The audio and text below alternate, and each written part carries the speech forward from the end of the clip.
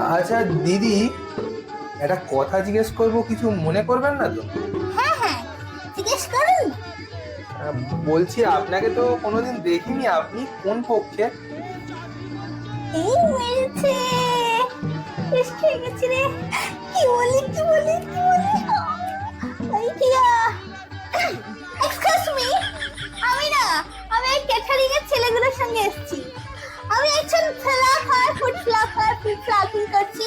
আমার million subscriber, আপনারা কি জিজ্ঞেস করছেন?